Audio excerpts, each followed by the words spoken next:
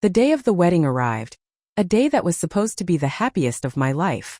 Instead, Ethan, my groom, brought the grand ceremony to a screeching halt. In front of everyone, his hand, the same hand that was supposed to place a ring on my finger, reached up and personally, deliberately removed my bridal veil. The delicate lace felt like a shroud being lifted. Then his voice, usually so controlled, boomed across the silent, opulent hall, not to me, but to a figure in the crowd, Sophia, his former flame. "I can't marry you in this lifetime, Sophia," he declared, his eyes blazing with a desperate passion. "But wear this veil and it will be as if you married me just this once." A collective gasp rippled through the guests. The air crackled with scandal. Before I could process the depth of this betrayal, Sophia, tears streaming down her face, was ascending the altar steps. With my veil crowning her head, she and Ethan embraced, then kissed long and deep, as if the bewildered priest and the stunned congregation were their witnesses to a love that defied convention. When it was over, Ethan, a look of profound, almost painful satisfaction on his face, finally turned to me. "Clara," he said, his voice softer now, almost placating, "don't be angry. I needed to make up for a past regret." He reached out, intending to place the now tainted veil back on my head. I recoiled as if from a serpent, taking a deliberate step back. My heart, once a hopeful fluttering bird, now lay like a stone in my chest. "I won't stand in the way of you mending your regrets, Ethan," I said, my voice surprisingly steady despite the desolation consuming me. "I'll grant you that. You're free." This wedding, this grand spectacle, was something I'd begged for 3 long years. I'd fought for it, even knowing that Ethan's heart was a fortress, its chambers entirely occupied by Sophia. But I'd clung to a foolish, romantic notion that the human heart, being made of flesh and blood, could be warmed, could be won. I believed, with a conviction that now seemed laughably naive, that marrying him would be the key to melting his icy reserve. But I had never, in my wildest nightmares, anticipated this. Sophia, the legendary ex-girlfriend, rumored to be studying abroad, had materialized like a phantom at my wedding, a specter from Ethan's past come to reclaim her place. Ethan had paused our wedding of the century, this meticulously planned affair, and without a word of warning to me, his bride had desecrated our vows before they were even spoken. As confusion rippled through the attendees, Ethan, the usually taciturn and reserved CEO, had shouted her name with an almost desperate fervor. "Sophia, I see you. You came." The hall erupted. For me, it was as if a thunderbolt had struck, splitting my world in two. A barrage of camera flashes, like 1,000 blinding stars, assaulted me. Each click and were intent on capturing the raw, unadulterated shame, etching itself onto my face. A chilling premonition, cold and sharp, pierced through the numbness. I watched paralyzed as Ethan, a man rarely seen smiling, now beamed with an almost boyish delight, striding purposefully down the aisle away from me towards her. My heart lurched. As he passed, instinct took over. My hand shot out, fingers clamping around his arm. "Ethan," I pleaded, my voice a desperate whisper, the unshed tears burning in my eyes. "Today is our wedding. Can't you? Please don't go." With Sophia, I had always been the loser. Every single time, Ethan had chosen her. But this time, just this once, I had prayed he would choose me. He leaned in, his breath warm against my ear, his words a cruel caress. "Be a good girl, Clara. Sophia's here. I have to keep my promise, don't I?" With a gentle but firm tug, he disengaged my hand and strode towards Sophia, each step taking him further from me, further from the future I'd so foolishly envisioned. He had abandoned me again. The knowledge was a lead weight in my soul. The crowd, however, was ecstatic. Cries of "true love always finds a way," and "they're finally together," echoed through the hall. And then the whispers and not-so-whispers turned on me. Some people just don't know their place, always trying to interfere in true love. Mr. Pay's heart clearly only has room for Sophia. Each word was a hammer blow, shattering my heart into a million bleeding pieces. Ethan placed my veil on Sophia's head. They clung to each other, weeping, lamenting the cruel fate that had kept them from marrying. I watched this tableau with a chilling detachment, Ethan's exhilaration, Sophia's demure, tear-stained joy, the audience's rapturous applause. It all washed over me, a grotesque parody of what should have been. In that instant, Ethan, the man I'd secretly adored for 5 years, seemed to rot before my very eyes. His entire being, his charm, his ambition, all of it felt utterly irrevocably tainted. I remembered his words when he'd finally agreed to marry me. "I can marry you, yes, Clara, but my heart belongs only to Sophia. You just have to not mind." That. Love, or what I'd mistaken for it, had blinded me then. Now my vision was painfully clear. I wanted out of this absurd, humiliating game immediately. That's when Ethan, his moment of catharsis apparently complete, approached me again. "Clara, don't be upset. I just wanted to make amends for a past regret, that's all." He tried to place the veil on my head once more, but I stepped back sharply, causing him to lurch forward, grasping at air. I shook my head, a profound weariness settling over me. "I won't stand in your way. I grant you both your happiness." This fool's game, I was done playing it. Ethan's face, moments before alight with a strange satisfaction, instantly darkened. He grabbed my arm as I tried to turn away, his grip like iron. His voice, low and menacing, rumbled with suppressed fury. "Clara, what game are you playing now? We had an agreement, didn't we? I marry you, but my heart remains with Sophia." I said nothing. He misinterpreted my silence as a childish tantrum, patting my head in a condescending, placating gesture. "Don't be difficult, Clara. Let's get married." "Marry her if you want to get married," I spat, wrenching my arm free. "I'm not playing along anymore." Before anyone could react, I reached down and, with a satisfying rip, tore the hem of my lavish wedding gown. The sound echoed in the sudden silence. Kicking off my shoes, I stalked off the dais, 8-centimeter red-soled heels clicking defiantly on the marble floor, and marched directly towards Sophia. A murmur of anticipation went through the crowd. They were about to witness a catfight, and their faces gleamed with delighted expectation.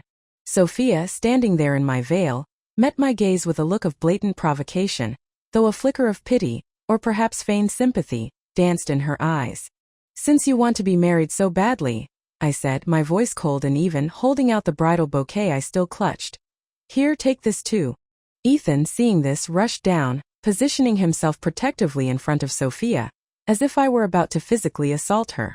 I stared at him, a bitter laugh escaping me. "I'm not going to eat her, Ethan. Why so tense?" He glanced around at the circling cameras, his brow furrowed in annoyance. He pulled me aside, hissing, "What do you think you're doing? I told you I'd marry you. Why must you be so jealous and ruin everything?" So, even now, he believed I was acting out of jealousy, that I was merely trying to spoil his meticulously planned public reconciliation. He had no idea. It wasn't about jealousy. The truth was, I simply didn't want to marry him anymore. "Ethan," I said, my voice devoid of emotion, "Sophia's back. Let's break up." Before Ethan could respond, Sophia's saccharine voice piped up. "But why, Clara? I only came to see his wedding. I never intended to steal him from you." Her words ignited a fresh wave of indignation from the crowd. "She's got some nerve, acting all innocent after what happened. Mr. Pay, marrying her would be her good fortune. Why is she pretending? Yes, Sophia was just here to attend the wedding, poor thing." Their comments washed over me, each one a fresh sting. Then what was I? A placeholder? A fool? What about the bride, standing here in her torn gown, her heart in pieces? Was I not human? Did I not feel shame or pain? At this, Ethan, ever conscious of the cameras, took my hand, his voice suddenly gentle. "Don't be angry, Clara. Sophia was just here to offer her blessings." "Ethan," I seethed, pulling my hand away. "Don't you find your actions utterly laughable? I know you have a guilty conscience, but to put my veil on her head, to embrace and weep with her. Did you spare a single thought for me in that moment?" I was beyond accepting that he didn't love me. What I couldn't stomach was this public, calculated humiliation. As I spoke, a tear, hot and heavy, escaped and traced a path down my cheek, landing on the back of my hand. It burned like acid. Ethan's face contorted, his jaw tightening, a slight tremor running through his body. This was him reigning in his anger. "Clara," he said, his voice dangerously low, "I'm giving you one last chance. Pick up that bouquet from where you threw it, and we'll continue this wedding." He then snatched the bouquet from Sophia's hand and flung it onto the floor at my feet. I looked down at the bouquet, its delicate lace edges now crushed, some petals already wilting. A bitter, mirthless laugh escaped me. My love, my confidence, my youth, all of it so utterly ridiculous, so easily trampled. Ethan was debasing me, debasing everything I had ever felt for him. He would never ever stoop for me. I was always the one at a disadvantage in this relationship. And so I decided I didn't want to love Ethan anymore. I lifted my gaze to meet his furious eyes, and this time there was no fear in mine, only a cold, hard resolution. Mr. Pei, or rather Ethan, I said, my voice clear and cutting, we won't be seeing each other again. Then, in front of everyone, under the relentless gaze of 100 cameras, I turned my back on him and walked away, single-handedly destroying the wedding of the century that River City had been so eagerly anticipating. Driving back to Ethan's villa, or rather, the house he'd brought me to, I was met with the cold, disapproving stares of the housekeeper and other staff. Their silent judgment was palpable. On the large television in the living room, a news reporter was dramatically recounting the events of the wedding, Ethan and Sophia visible in the background behind her. It was clear. The narrative had been set. I was the one who had ruined everything. Ignoring them, I went upstairs to what had been my room. Staring at my reflection in the full-length mirror, I saw a woman I barely recognized. Haggard, tear-streaked, her expensive wedding dress a ruined mess. When Sophia had left Ethan for her studies abroad, I had become his next girlfriend. He'd moved me into his home, a grand impersonal gesture. In those early days he'd paid little attention to me, merely handing me a few black credit cards and telling me to amuse myself. The staff, taking their cue from him, had been largely indifferent. It was only after seeing Ethan in a rare moment of drunken vulnerability, his carefully constructed walls down, that the idea of marrying him had taken root. I'd wanted to be his legitimate partner, his support, his helpmate. For 3 years I had begged, cajoled, and hoped. Now, on the cusp of finally achieving that goal, I found I no longer wanted it. I couldn't deceive myself any longer. This wedding dress. I'd seen it before. It had lain in Ethan's private collection for 3 years. It was the very gown Sophia had once admired, a style she'd said she loved. A cold, self-mocking laugh escaped me. Listlessly, I reached behind me, fumbling for the zipper of the dress. It slid down halfway, then snagged. Annoyed, I tugged harder, but it wouldn't budge. Just as I was about to give up in frustration, a pair of strong hands encircled my waist. I gasped, my head snapping up to look at the mirror. Reflected behind me was a man whose features were strikingly handsome. His aura one of quiet intensity and profound depth. Uncle. Julian. I stammered, my legs suddenly weak. Julian Pei was Ethan's younger uncle, a man of few words, and I had always addressed him as Ethan did. He responded, his voice a low hum. My eyes were drawn to his hands, resting firmly on my waist. A sense of impropriety made me try to shrink away. Don't move, he murmured. His voice was deep and pleasant, yet carried an undeniable note of command. An awkward silence hung between us. His sharply defined profile, haloed by the room's soft light, conveyed a sense of cool detachment, his dark, clear eyes calm and unreadable. Julian reached up and, with a smooth, effortless motion, unzipped the dress the rest of the way. As the fabric loosened, he leaned down, and I felt the unexpected, feather-light pressure of his lips against the bare skin of my lower back. The light, yet deliberate, kiss sent an involuntary shiver down my spine. I was so shocked I nearly buckled. Uncle Julian, what are you doing? I whirled around, stepping forward to face him. He was still slightly bent from the gesture. In all the time I'd known him, I could count the number of times I'd heard him speak on one hand. This sudden, intimate act left me utterly bewildered. A faint smile touched the corners of Julian's lips, softening his usually stern features, making him appear more approachable. Clara, he asked, his voice even, why did you run from the wedding? So, he was another one, here to chastise me on Ethan's behalf? The wedding wasn't grand enough, I retorted, a spark of defiance igniting within me. I didn't like it. I walked to the door, opened it and gestured pointedly. If there's nothing else, Mr. Pei, you can leave. Julian's eyebrows arched slightly. He walked towards me, pausing at the threshold. His voice, now a low husky murmur, sent another unexpected shiver through me. When you have the time, Clara, I'll give you an even grander wedding. I scoffed as he left. The men of the Pei family, I decided, were all quite mad. I changed out of the ruined gown, packed my belongings and dragged my suitcase downstairs. Just as I was about to call a cab, Ethan and Sophia walked in. Where do you think you're going? Ethan demanded, his eyes cold and hard. Sophia rushed forward, taking my hand, her expression one of earnest concern. Clara, Ethan and I are just friends. Please don't misunderstand. But her eyes held a glint of triumph that I, sharpened by years of observing her, easily caught. Ethan quickly chimed in, his tone clearly indicating he wanted me to stop making a scene. I squeezed Sophia's hand back, forcing a bright smile. You must take good care of Ethan, won't you? Then turning to Ethan I said, the car keys and the bank cards you gave me are in the room. With that, I picked up my suitcase and walked out the door. Behind me I heard Ethan's furious roar. Clara, if you walk out that door, don't ever come back. Fine by me. I never wanted to set foot in this place again. I didn't reply. My continued steps were the only answer he needed. I sold some of my designer bags and rented a small apartment in the city. Excuse me, Miss Shun.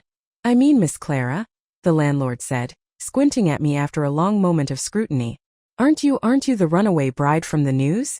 My pupils contracted, but I quickly composed myself, offering a calm smile and a denial. The landlord shook his head, lamenting how the foolish woman on the news didn't know how to cherish her luck, throwing away a chance to marry into wealth. From his words, I gathered the so-called truth being reported was a heavily edited version, painting me as the villain. I had become the most ungrateful woman in River City.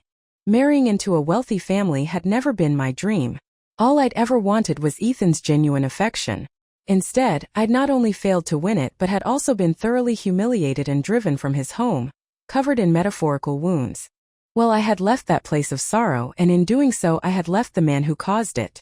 That evening, scrolling through job sites, the words personal nutritionist caught my eye.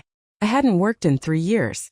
In my desperate bid to be a better partner for Ethan, I'd taken nutrition courses and earned a certification. Just then a knock sounded at the door. I got up to open it. The moment I cracked it open, it was violently shoved inwards. Ethan's bloodshot eyes bored into mine. Clara, what is the meaning of this? He snarled, grabbing my chin and pinning me against the wall. This gesture, once I might have deluded myself into thinking it was a form of rough flirtation. Now its taste was purely bitter. I turned my face away, wrenching free from his grip. I told you, Ethan. We're through. What right do you have to break up with me? He yelled, his voice cracking with emotion. You were the one who wanted to be together, and now you're the one ending it? It's not that easy. His shoulders trembled slightly, a testament to the effort he was exerting to control himself, but the taut muscles and the throbbing vein in his neck betrayed his inner turmoil. I couldn't help but laugh, a dry, humorless sound. I looked him up and down with a sort of weary resignation. Fine. You dumped me. Is that better? I tried to push him away. Just go. But Ethan grabbed my wrist, slamming it against the wall, trapping me. He ground his teeth, his voice laced with a dangerous edge. Do you fucking think that's what I care about? His grip was painfully tight. Clara, without my permission, you are not allowed to leave me. Tears welled in my eyes from the pain. Seeing them, his furious expression softened, and the pressure on my wrist lessened considerably. I'm sorry, Clara, he mumbled. I got a little carried away. I hurt you. The moment he loosened his hold, I shoved him away with all my might, tears streaming down my face as I wiped them furiously. Ethan, are you insane? I cried. Sophia's back, and you still want to torment me. Don't you dare say you love me. Don't believe a damn word of it. You're just playing with me, aren't you? What's with this deep affection act? You're afraid that if you married Sophia, she'd tarnish that perfect, untouchable image you have of her. Your white moonlight. When it came to understanding Ethan Pei, I was probably the only one in River City who truly saw through him. He'd agreed to marry me, I now suspected, primarily to provoke Sophia, to force her hand to make her return. Men were often like that, weren't they? One arm around a woman, their heart, or at least a significant part of it, still yearning for another. Ethan's greatest fear was that Sophia, as his wife, would shatter the idealized pedestal he'd placed her on. As I spoke, Ethan's face grew darker and darker. He took a step towards me, but I cut him off with a sharp, "Don't." Before he left, he uttered one last thing, his voice heavy with a strange mix of threat and plea. Clara, when you're done playing games, come back. No. I had wasted too many years. I wanted to live for myself. I blocked Ethan on all platforms, purged every digital trace of him, and mentally left all memories associated with him back at his villa. I was for the first time in a long time truly on my own. The next day, I received a job offer and reported to the company. It was a massive corporation, easily rivaling the pay group in scale. The CEO's assistant led me to my new workspace, briefing me on the CEO's dietary needs and routines. The CEO has stomach problems, the assistant explained, her tone professional. Your primary role is to ensure he eats on time and nutritiously. As for your salary, she pulled out a calculator. The mechanical click of a number 8 was followed by 4 more clicks for zeros. 80,000? A month? As I was marveling at how difficult this CEO must be to manage to warrant such a high salary, the assistant suddenly straightened. The CEO is here. Please prepare him a coffee Americano, no sugar. I hastily put down my bag and hurried to the pantry. Carrying the coffee to the CEO's office, I glanced up and saw a figure bent over some documents. There was something strikingly familiar about his silhouette. As I drew closer, my hand faltered, nearly spilling the hot liquid. Uncle Julian? I exclaimed, shocked. Julian looked up, closed the file in front of him, and a slow smile spread across his face. You're here, he said, his voice a low murmur. His gaze dropped to the coffee in my hand, then flicked back to my face, an eyebrow raised. You added milk? The assistant, standing nearby, gasped and rushed forward, ready to snatch the cup away. Sir, you only take black Americano, no sugar, no milk, she stammered. Julian, however, merely chuckled. It's fine. A change of pace can be good occasionally. He took the cup from my hand and drank it down in one go. As I took the empty cup back from him, still dazed, my fingers fumbled. I instinctively reached with my other hand to steady it, and my hand brushed against his large, warm, and firm. For a moment our hands were intertwined, a surprisingly intimate contact. The assistant, witnessing this, quickly turned her back, feigning interest in a bookshelf. Uncle. The office door burst open without a knock. Ethan strode in, only to stop dead in his tracks at the sight of Clara and Julian in what appeared to be a very compromising position, their hands still close. Shock, quickly followed by a flash of raw anger, contorted his features. I hastily pulled my hand back, stepping away from Julian, creating a respectable distance. What are you two doing? Ethan's voice was dangerously quiet, tight with suspicion. The silence in the room became heavy, almost suffocating. The assistant seemed to shrink into herself, her breathing barely audible. Ethan's eyes narrowed. He lunged towards me, grabbing my arm in a vice-like grip. What were you doing just now? He demanded, his face inches from mine. The pain was sharp. I struggled, wincing, but his hold was too strong. What's it to you? I retorted, trying to sound braver than I felt. My defiance only made him tighten his grip. You're hurting me, Ethan. Let go. Cried out. The next second, another hand shot out, clamping down on Ethan's wrist with such force that the veins on the back of it bulged prominently. Julian's voice, though still low, carried an unmistakable edge of command. Let her go. The pressure Julian exerted must have been immense, because Ethan, with a grimace, released my arm. Clara, you're really something else. Ethan spat at me, his eyes filled with venom, before turning on his heel and storming out of the office.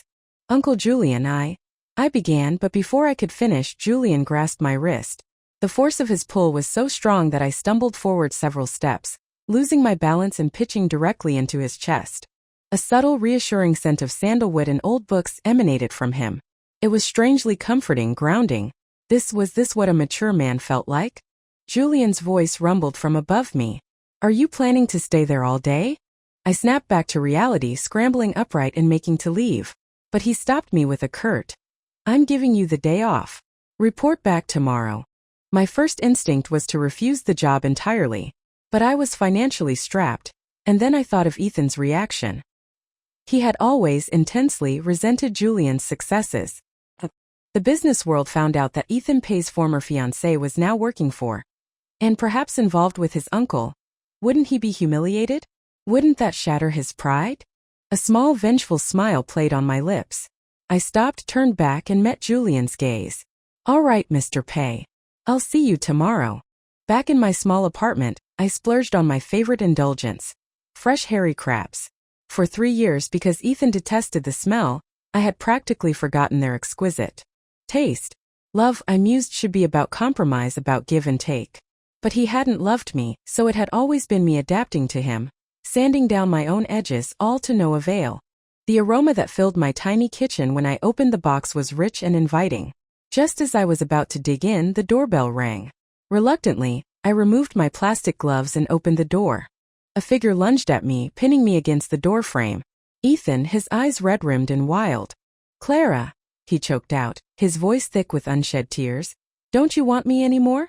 He stared into my eyes, his own reflecting a mixture of disbelief and despair. Even his usually cold, arrogant voice was now hoarse and broken. For a moment I was disoriented. I didn't understand this Ethan. After 3 years of sharing a bed, I still didn't truly know him. But I did know my own heart. And I knew with absolute certainty that I no longer needed Ethan Pay to feel whole. "Ethan," I said softly, "you were the one who didn't want me first. At the wedding you threw me to the wolves, you humiliated me in front of everyone. When they were all mocking me, where were you?" Ethan pulled me into a crushing embrace, holding me so tightly I could barely breathe, as if he wanted to meld me into his very bones. "Don't leave me, Clara," he sobbed into my ear. "Come back. Please, I'm begging you." The high and mighty Ethan Pay, begging me to take him back? I was momentarily stunned. Then a cold laugh bubbled up. I imagined following him back to that grand villa, only to find Sophia hiding behind a door, stifling giggles, congratulating herself on how easily Ethan could summon me, his ever-available backup. I'd been a spare tire for 3 years. It was time to wake up. "No, Ethan," I said, pushing him away. "Let's part amicably." The words hung in the air. He stared at me incredulous, a flicker of pain and anger in his eyes. "Is it because of Julian?" he accused. "You know I can't stand him. You're just trying to spite me, aren't you? To punish me for humiliating you in public." That was the last straw. I raised my hand and slapped him hard. Crack. The sharp sound echoed in the sudden silence of the room. I walked to the table, pointed at the crabs, my voice rising with every word. "Because of you, I haven't touched a crab in 3 years. You never knew what I liked, what I hated. It was always me bending over backwards to accommodate you. And now you're asking me not to leave you? What a monumental joke." My emotions were so intense I could barely breathe, my face flushed. My fingers clenched the edge of the table so tightly my knuckles turned white. Ethan clenched his fists, visibly struggling to master his own roiling emotions. "I'm sorry, Clara," he said, his voice laced with a bitter R. After he left, I stared at the crabs, my appetite completely gone. Ethan didn't seek me out again after that. I continued working as Julian's nutritionist. A month later, office gossip was buzzing. Shares in Ethan's pay group had plummeted. The truth about the wedding of the century, or at least a version more sympathetic to me, had finally been reported. Everywhere I went, people recognized me as the jilted bride from that disastrous wedding. Their pity was almost unbearable. Pity for being played by Ethan for so long, for being so blind, for being publicly humiliated by him. I met their commiserating glances and hushed whispers with a polite, distant smile. "Clara," Julian said one evening, catching me as I was about to leave the office, "there's an auction tomorrow night. You'll accompany me." I was about to refuse, but he cut me off. "The tabloids are still having a field day with you and Ethan. Being seen with me at such an event. Well, let's just say it might be beneficial for my company's image to quell certain rumors." His implication was clear. If I wasn't with Ethan, being with another powerful pay might divert the narrative. I said nothing, but my eyes met his, deep and inscrutable. Finally I nodded. On the night of the auction, I wore a stunning black strapless evening gown that Julian had selected for me. The delicate sequins on the tulle overlay shimmered magnificently. As I stepped out of his luxury car, the train swept the ground, and the flashbulbs from the paparazzi were so intense and frequent I could barely keep my eyes open. Julian offered his arm, bent at the elbow. After a moment's hesitation, I slipped my hand through. As we entered the grand ballroom, the first person I saw was Ethan. He was dressed in a wine-red suit, his face looking gaunt and weary as he swirled the contents of a champagne flute. Beside him, however, Sophia was a picture of radiant confidence, chatting animatedly with a group of society wives. Someone called out, "Mr. Pay." A distinguished-looking man with a welcoming smile approached, not Ethan but another guest. Ethan, however, looked up at the call, and his gaze immediately locked onto me, hard and unreadable. "Miss Clara." One of the women chatting with Sophia recognized me. I smiled and extended a hand in greeting.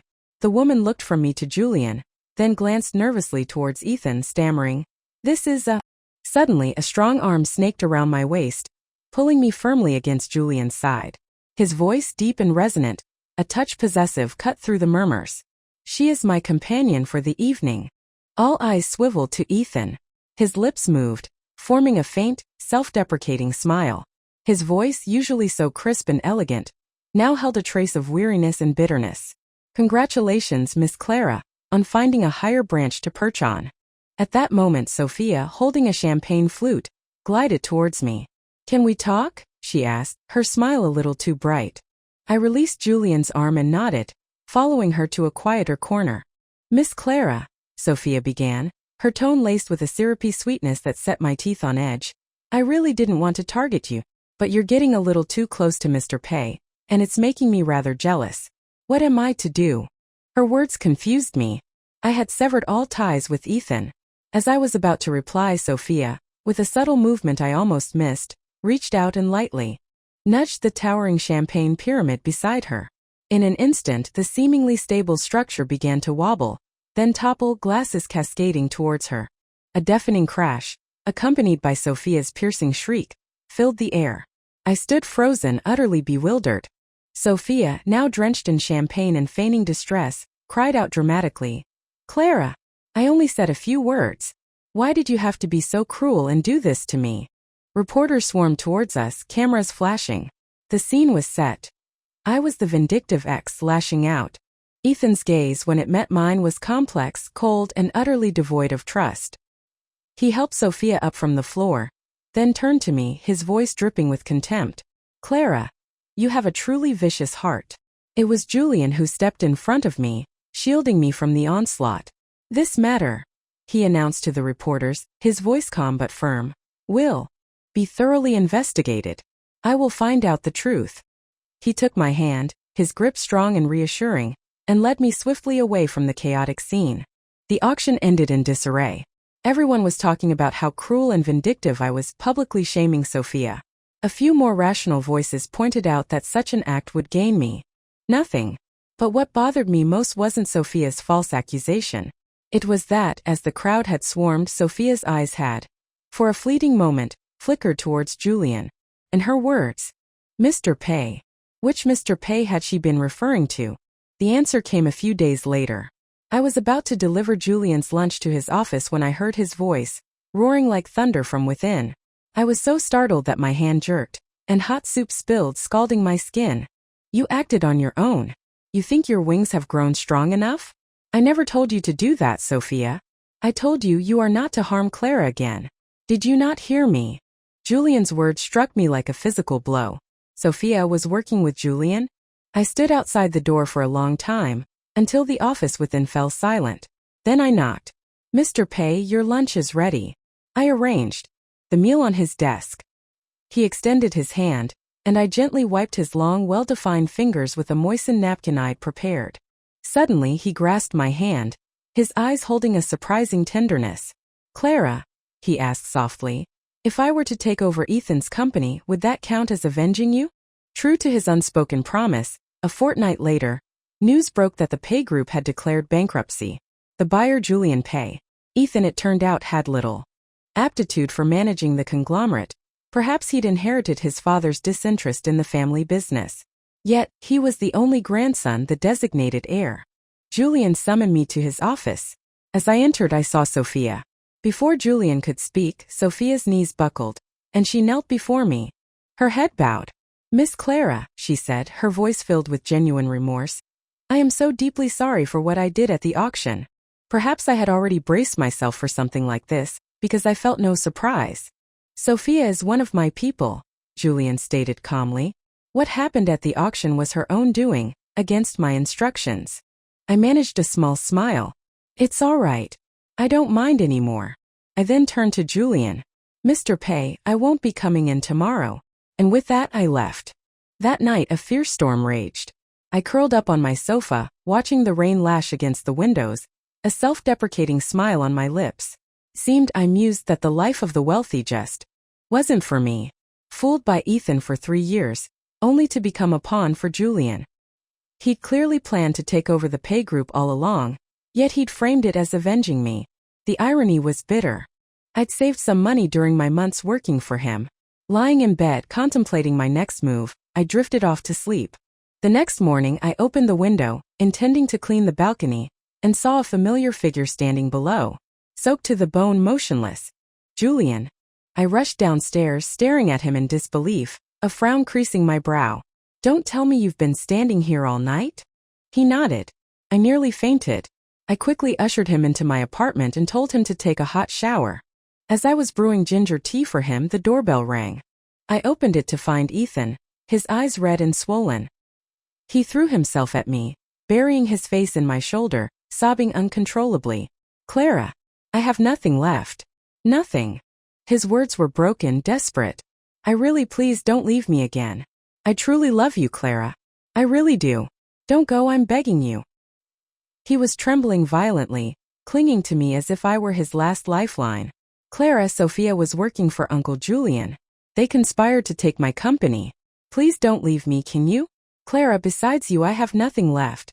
The sheer weight of his grief seemed to overwhelm him, and he stammered, unable to form coherent sentences.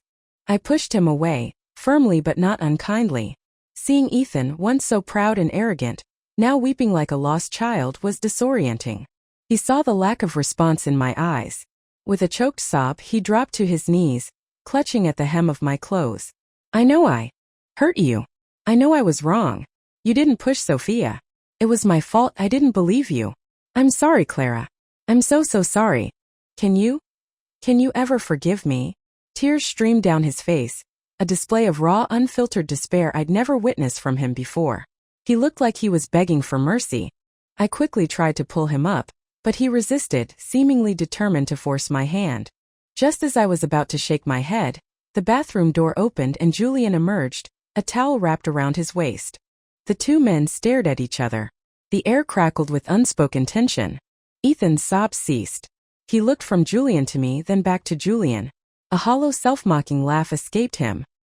He slowly got to his feet, wiping the tears from his face. But fresh tears immediately welled in his dull, lifeless eyes. He stood there for a long moment, lost and bewildered, then turned and stumbled away, his footsteps heavy and uneven. I knew with a certainty that settled deep in my bones that this was the last time I would ever see Ethan pay. I handed the ginger tea to Julian. He drank it all. As I turned to take the empty cup to the kitchen, he reached out and pulled me into an embrace from behind, his arms strong and secure around me. Clara, he murmured, his voice tight. I never used you. My own voice was hoarse. You brought Sophia back to the country. You made me see Ethan for who he truly was. For that I am grateful. I paused. But I can't accept this life of deceit and manipulation you both seem to thrive in. I'm just an ordinary person. At my words, Julian's arms loosened. He dressed in silence and left. After the apartment fell quiet again, I sat on the sofa and noticed a bank card on the coffee table. Beneath it was a note. Consider this compensation. The silence in the apartment was suddenly oppressive. On a whim, I turned on the television. A documentary was playing, telling the story of children in a remote mountain village yearning for a chance to see the world beyond. In that instant, without a moment's hesitation, I knew what I had to do. I applied to a volunteer teaching program. It was a whirlwind. I booked a flight for the next day. Before leaving, I went to the cemetery to visit my parents. I bought 2 bouquets of chrysanthemums for them, and a third one. It was a promise I'd made in high school to an older boy I'd met there once, that I would bring flowers for his parents' graves every year. Mom, Dad, I whispered, laying the flowers down. I'm going to be a volunteer teacher. I'm tired of this life here. I want to contribute something meaningful. I might not be able to visit for a long time. Leaving the third bouquet on the other grave, I headed to the airport. Life as a volunteer teacher was surprisingly joyful. The innocent, bright-eyed children praised my beauty and my dedication to teaching. They called me their little lucky star. Soon after I arrived, an anonymous philanthropist began funding the school, tearing down the dilapidated building and replacing it with a new one, providing new desks and equipment, transforming the humble village school into something resembling a private academy. He refused to reveal his name, but I knew. It was Julian. I often saw him online, giving speeches about charitable causes and public welfare. One day I received a text message. Clara, Ethan actually loved you. He probably never even realized it himself, but his bank card pins and safe combinations were all your birthday. And one last thing. Ethan has stomach cancer from years of heavy drinking. He wants to see you. It was from Sophia. When I saw Ethan, he was a shadow of his former self, ravaged by illness, so thin and gaunt I almost didn't recognize him. Sophia was there caring for him. It wasn't Mr. Julian who asked me to come, she told me quietly. Ethan hates me now. This is my penance. He's been muttering your name constantly. You and Julian. I began curious. Sophia, no longer the arrogant woman I once knew, lowered her voice. He saved my parents' lives. I owed him a debt. I didn't press further. I placed a bouquet of fresh flowers by Ethan's bedside. Ethan, who had been dozing, slowly opened his eyes. He stared at me, disbelief dawning on his face. Clara, is it really you? His hair was gone, a casualty of chemotherapy. I gently placed a soft cap on his head. It's me, I said softly. His eyes reddened instantly. Have you forgiven me? He whispered, his voice choked with emotion. In the face of death, all enmities seem fragile, all grievances petty. So many years had passed. How much hatred, how much resentment could one truly hold on to? I nodded. A look of profound relief, of peace, spread across Ethan's face. He smiled. After leaving the hospital, I bought 2 bouquets and went to the cemetery. To my surprise, a fresh bouquet already lay before my parents' gravestones. Ethan was too ill to have come. As I wondered who it could be, a familiar voice called out, Clara. I turned. Julian was walking towards me, holding 2 bouquets of his own. Do you remember me? He asked, a gentle smile playing on his lips. Seeing my blank expression, he reached into his pocket and pulled out a faded chocolate wrapper. You gave this to me. I've kept it for 10 years. In a flash, my mind raced back to a day in high school. I'd come to visit my parents' graves and found an older boy weeping like a child before his own parents' resting place. My heart had gone out to him.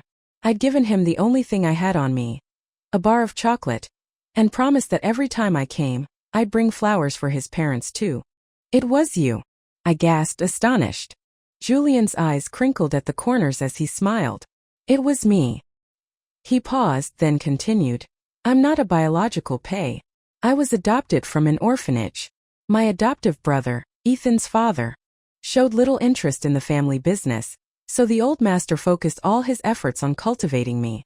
But just as I turned 18 and found my birth parents, the old master, he took steps to ensure I would remain solely dedicated to the pay interests, to sever those newfound ties. He looked at me, his gaze earnest. If Ethan had treated you with genuine sincerity, Clara, I would never have touched the pay group. But he hurt you. And back then, all those years ago, even before that, I silently vowed that one day I would win you over. Only then did I truly understand why Julian had struck out on his own to build his empire, why he had been so determined to take over the pay group. The man before me continued, his voice soft but firm. In the years you were away, no matter how busy I was, I always came to bring flowers for your parents, to fulfill your filial duties for you. He took a step closer. I'm planning to sell my company. I'll take the money, and we can go to the countryside together, live a simpler life. Julian extended his hand, his eyes filled with a deep, unwavering affection. Are you willing, Clara? The sunlight filtered through the leaves of the plane trees, dappling the ground. In that moment, the image of him reaching out his hand seemed to merge, to overlap with the memory of myself 10 years younger, offering him a piece of chocolate. The Julian standing before me now was not the guarded, unsmiling man I had known. He had shed his protective mask, revealing his true, vulnerable self to me. I smiled, a genuine, heartfelt smile, and reached out, taking the hand of the man I had met and unknowingly connected with all those years ago. My action was my answer. I am willing. The sunlight breaking through the thin clouds cast long, dappled shadows beneath the trees, an ever-present, silent testament to the light finding its way. A beautiful, unspoken Tyndall effect painting the end of one story and the beginning of another.